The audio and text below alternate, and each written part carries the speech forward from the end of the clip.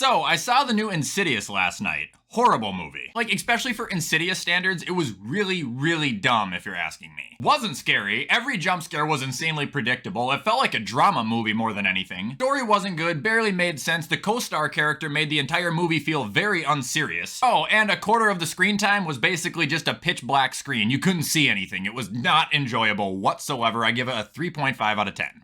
Anyway, what is going on, guys? Welcome back to another video and happy Monday. In today's video, I'm going to be giving you guys my top 20 NFL tight ends. And the reason I'm not doing top 32 is because, well, tight ends are a little bit different. Not every team really uses them to their fullest extent. Some teams have tight ends who I don't even know who they are. Plus, everyone who just got drafted, I don't want to try and rank them either. So that's why we're just going to go ahead and do top 20. But before we start the video, as always, we got a couple of quick plugs. So use code WyattzWorld on G Fuel or Prize Picks. It'll match up to $100 of your first deposit or save yourself a discount on any G Fuel products. You can also use code WYATT10 to save yourself a discount on any Waggle merchandise. Link is in the description. All right, now I'm done plugging. Let's get into my top 20 NFL tight ends.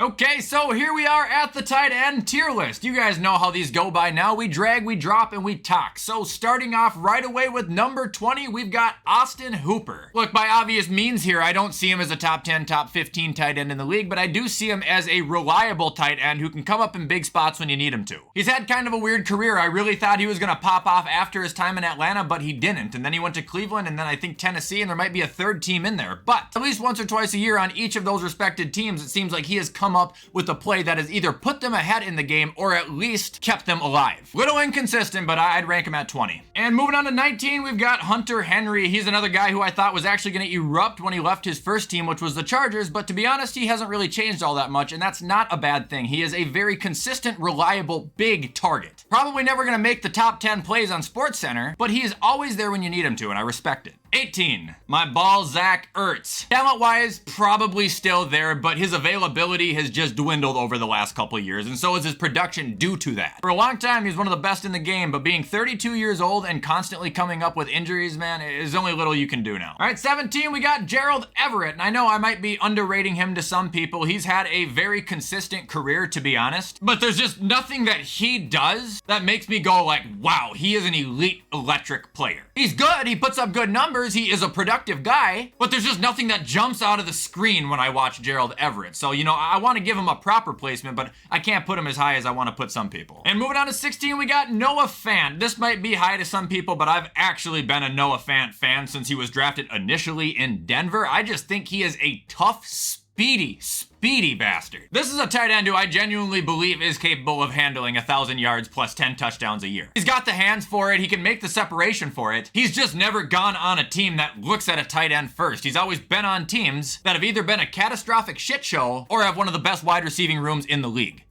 All right, let's go to number 15 now. It is Cole Kmet. He's finally showed up. I liked what I saw out of him last year. I thought he looked like the guy that he was supposed to be when they drafted him. Now, I get it. In 2021, he had more yards than he had last year, but he also had 0 touchdowns. Last year, he had 7. Cole Kmet, I honestly think it was just a matter of getting a quarterback who is capable of passing him the ball and a coach who wasn't a fucking idiot. 14, I got Big Mike Gesicki. Very underused last year. Not sure what the hell Mike McDaniel's problem was, and I'm very scared for his production this year in New England because he might be the new Jonnu Smith, but honestly, legitimately, I think this guy is very good. 6'6", 250 pounds. Just 2 years ago, he hauled in 730 yards. Teams that needed a receiver should have went out and got him, and maybe that's what New England's gonna do, I hope. Well, that kind of contradicts me being a Bills fan. Fuck you, New England. All right, moving on to number 13, we got Tyler Higbee. Underrated tight end. He's actually already been around for, I think, 7 seasons with the Rams. It's hard to believe, but in that time, he's had 3,000 yards and 44 touchdowns. He's not gonna get a lot of looks when he's playing along guys like Cooper Kupp, or for several years he had Cooper Kupp, Brandon Cooks, Robert Woods. I mean, great receivers around him. But whenever he has been needed for Goff or for Stafford, he's come up, and he's come up in very big spots. He's another guy that I think you throw him on a team who really does need a tight end, he is capable of taking in 1,000 or more yards easily. That'll bring us to 12. We got Dawson Knox, and this is why it shocked me so much when the Bills drafted Kincaid. I like that pick, but I thought Knox was a legitimately good tight end, and I still do. Last 2 seasons, he's had 50 receptions, 500 yards, and 6 to 9 touchdowns. Comes up in huge spots, too, in the end zone. He's Josh Allen's go-to oh fuck it man. Not to mention he doesn't like to go down either. How many times has he been highlighted on Kyle Brandt's angry runs? The only thing more dangerous than a playmaker is a physical playmaker. That's what he is. And number 11, I got Kyle Pitts. I'm still gonna give him some recognition. I know the fantasy world hates him, but that guy is a freak of nature. Shut your mouths. This guy can jump to the ceiling. He has the wingspan of a pterodactyl. There's no player in the history of the league like him right now. I'm gonna give him the benefit of the doubt and say he goes the fuck off this year. I get it, man. He ruined a lot of people's fantasy seasons, but Jesus Christ, it's fantasy.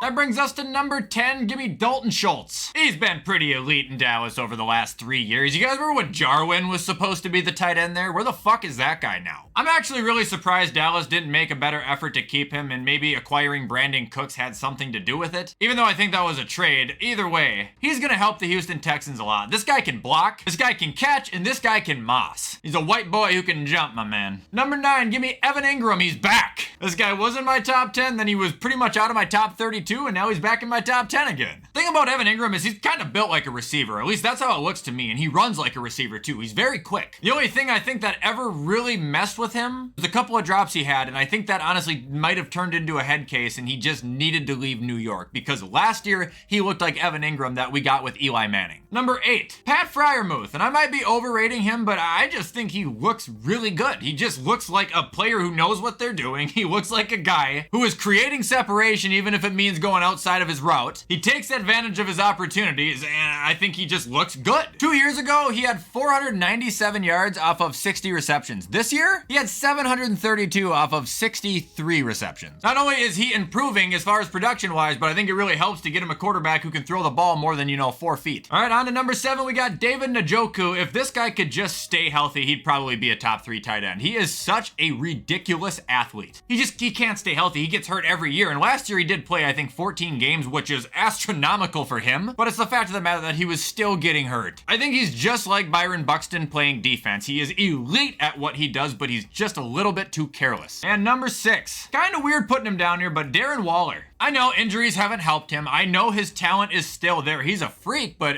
if you look at his numbers, literally went up, peaked, and then went pfft. Like, how can I keep defending that? I can't. All right, number 5, give me Dallas Goedert. I think he deserves a top 5 placement. This man is an elite tight end. Again, it's not by the amount of yardage he pulls up, because it's not going to be the most in the league, but it's the plays he makes and the plays you see. Kind of funny too, when he came into the league, he was just placeholding for hurt Zach Ertz all the time, and then ended up just pretty much stealing his job. All right, number 4, we got TJ Hawkinson. I mean, not only does he make terrific plays, but he puts up terrific numbers. He can lay someone out, put him on their ass if you need him to. There's games where if you need him to get 14 receptions, he'll do it. If there's games where you don't want to throw him the ball at all, he ain't gonna bitch. He really is just a team guy, man. He wants to win the game, and you can't ask for anything more, especially when they're playing at the level that he's at. Number 3, we got Mark Andrews. He is still a top 3 tight end in the league, if you're asking me. I mean, just 2 years ago, he had 107 receptions. That's crazy. Last year he had 73. I bet you if Lamar didn't get hurt, he probably would have hit 100 again. Funny story, I'm pretty certain that him and Hayden Hurst were taken in the same draft, both by Baltimore, but Hayden Hurst was like a first-round draft pick, and Mark Andrews was like 3, 4, 5, maybe 6. Number 2, Jorge Kittle. Kind of like Njoku, injuries are always a thing with Kittle, whether he's missing 1 game a season or he's missing 11 games. He's banged up at some point. But the amount of talent and skill he has got is almost unmatched. Not only is he fast, not only can he come down with some of the most ridiculous catches you've ever seen, but he is an offensive tackle if you need him to be. There are literal compilations on YouTube of him destroying people at the line. I love him. And number 1, without a doubt, it is Travis Kelce. I'm gonna go ahead and say this. I think I've said this in a previous video when I've talked about tight ends and talked about him specifically, but it just needs to be acknowledged. Bills fan acknowledging this. I think that he is legitimately the best tight end ever. I think that he already has it. You can take your Tony G's, you can take your Gronks, you can take your Antonio Gates, but they're not Travis Kelce. I don't believe it. People say Mahomes makes him. He had 2 years with Alex Smith where he had 85 receptions and over 1,000 yards. And no, Alex Smith is not a bad quarterback, but he is not Patrick Mahomes. Mahomes doesn't make Kelce. Kelce makes Kelce. Comes down with anything thrown at him, and oh, I hate this play the most, but the stupid little pitch where he goes right up the middle into the end zone. You're not gonna stop a man that size going full board. No. Case closed. He is the number 1. And that is gonna be it, guys, for my top 20 NFL tight ends right now. If you guys did enjoy this video, you already know what to do to show support. Comment, like, subscribe, hit that bell. I try to do my best to post on this channel every single day. Everything I just said, though, I'm gonna hop off and get this edited so you guys can watch it on time, and I can make my skit because I haven't done that in like 2 weeks. I've been slacking. So enjoy the rest of your Monday, and as always, I will see you in the next upload.